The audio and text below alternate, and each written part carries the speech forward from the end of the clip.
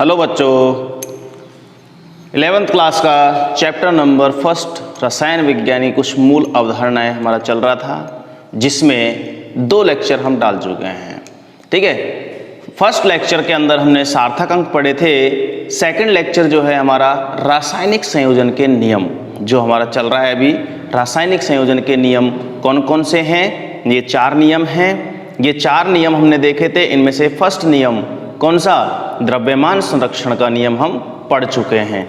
मैंने तुमसे एक बात बोली थी कि 4 नियमों की एक वीडियो भी बन सकती है, लेकिन चारों को हम अलग अलग पढ़ेंगे तो ज़्यादा समझ में आएगा। तो देखिए, पहला नियम हम पढ़ चुके थे, द्रव्यमान संरक्षण का नियम। दूसरा नियम हमारा कौन सा है? स्थिर अनुपात का नियम या निश्चित अनुपात का नियम। ठीक है, तो आज हम पढ़ने जा रहे हैं स्थिर अनुपात का नियम, आज का हमारा टॉपिक। ठीक है, तो देखिए ये तुम्हारे सामने नियम लिखा हुआ है। ठीक है, सबसे पहली चीज़ तो मैं तुम्हें बता देता हूँ कि कोई भी नियम, इन चारों में से कोई भी नियम जो है पहले मतलब डायरेक्ट पूछा जाता है, इस द्रव्यमान संरक्षण का नियम क्या है या स्थिर अनुपात का नियम क्या है, तो उसका मतलब हमको उसकी लैंग्वेज लिखना आना चाहिए। पहले में मैंने तुम्हें बोल के लिखवाई थी द्रव्यमान संरक्षण के नियम में। सेकंड जो है हमारा स्थिर अनुपात का नियम, उसमें ये लैंग्वेज में लिख चुका हूँ, इसको एज इट इज़ याद रखना है। ठीक है, ये 2 तरीके से हम लिख सकते हैं कि कोई भी कंपाउंड है हमारे पास, कोई भी यौगिक है, उस यौगिक में जो अवयवी तत्व हैं, मतलब उस यौगिक का निर्माण जिन तत्वों से मिलकर हुआ है, जैसे कि हम जल की बात करें तो जल हाइड्रोजन और ऑक्सीजन से मिलकर बना हुआ है। ठीक है, तो जल का निर्माण हम किसी भी विधि से करें, किसी भी विधि से करें, दुनिया के किसी भी कोने से जल लेके आएँ, तुम अपने घर से लेके आओ, मटके का पानी लो, आरओ का पानी लो, या किसी नाले का पानी लो, या किसी भी टंकी का पानी लो, या कहीं से भी इंडिया का पानी लो, अमेरिका का पानी लो, जर्मनी का, जापान का, भूटान का, कहीं का भी पानी लो, तो ये नियम क्या कहता है कि उस जल के अंदर जो हाइड्रोजन और ऑक्सीजन परमाणु हैं, उनका अनुपात हमेशा निश्चित बना रहेगा, हमेशा निश्चित रहेगा। यही इस नियम की लैंग्वेज कहती है।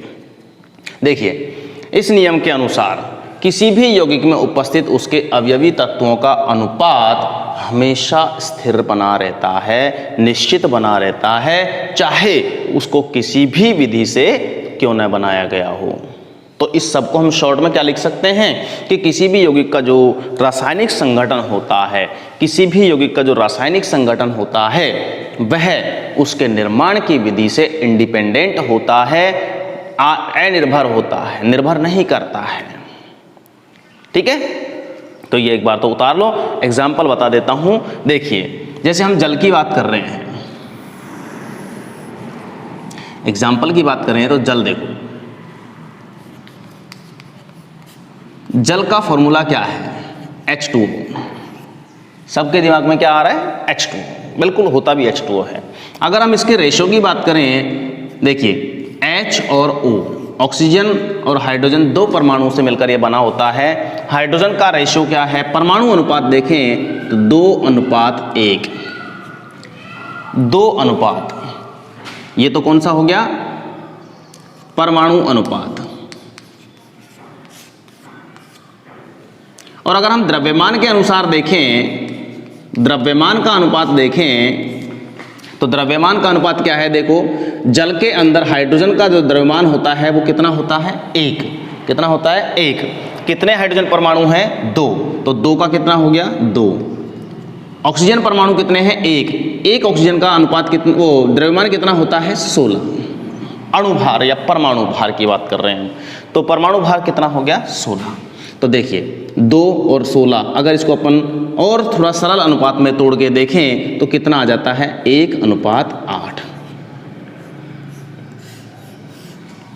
अब जल को तुम्हारी मर्जी है जहाँ से लाओ, मैं पहले भी बोल चुका हूँ, तुम्हारी मर्जी है जहाँ से लाओ, मर्जी है जिस विधि से बनाओ, हमेशा ये अनुपात परमाणु के अनुसार 2:1 रहेगा और द्रव्यमान के अनुसार 1:8 रहेगा।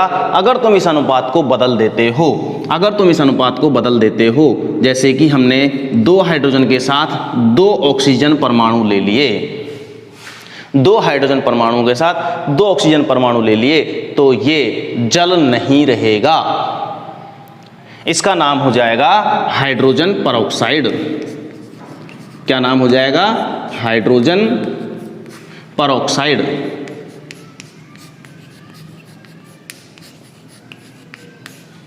ठीक है, तो हाइड्रोजन परऑक्साइड जो है उसको हम जल नहीं बोल सकते। क्यों नहीं बोल सकते? क्योंकि हमारा ये नियम कहता है कि अगर मान लीजिए हाइड्रोजन और ऑक्सीजन का अनुपात परमाणु के अनुसार 2:1 हो, द्रव्यमान के अनुसार 1:8 हो, तभी उसको हम जल कहेंगे, अदरवाइज नहीं कहेंगे, वो कंपाउंड ही बदल जाएगा। जैसे इसके अंदर हम बात करें तो H और O का जो रेशो है, हाइड्रोजन और ऑक्सीजन का जो रेशो है 2:2, यानी कि 1:1 रहेगा। सरल अनुपात में काट दिया तो ये तो हो गया परमाणु के अनुसार।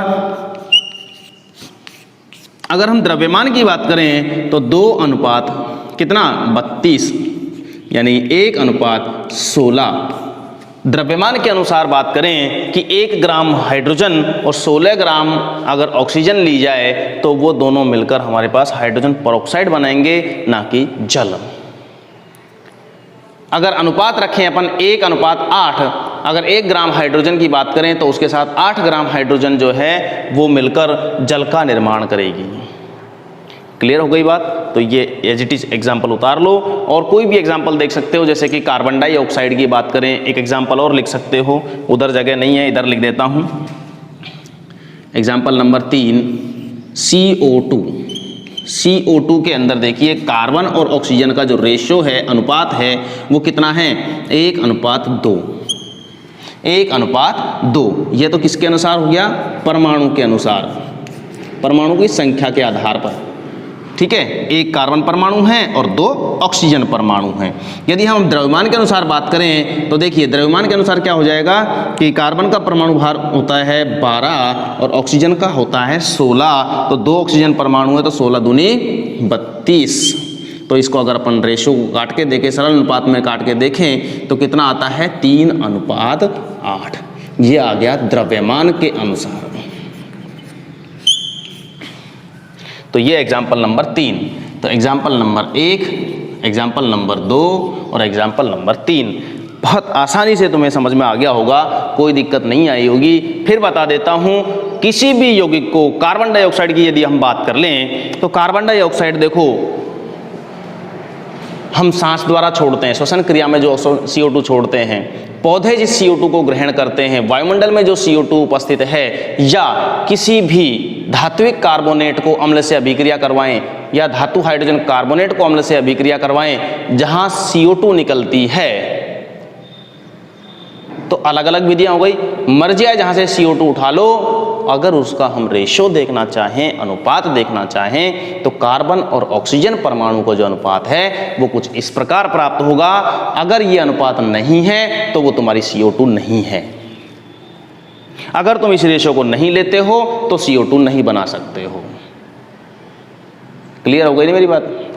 तो कहने का मतलब हो गया कि कार्बन और ऑक्सीजन या किसी भी यौगिक की बात कर लें तो उसमें उसके अवयवी तत्वों यानी जिससे उसका निर्माण हुआ है उनका अनुपात हमेशा निश्चित रहेगा, स्थिर रहेगा। यही है हमारा दूसरा नियम, स्थिर अनुपात का नियम या निश्चित अनुपात का नियम। समझ में आ गया होगा। तीसरा नियम जो है वो गुणित अनुपात का नियम है, उसको अपन अगले वीडियो में देखेंगे। ठीक है, अभी इतना ही, उतार लो इसको एज इट इज।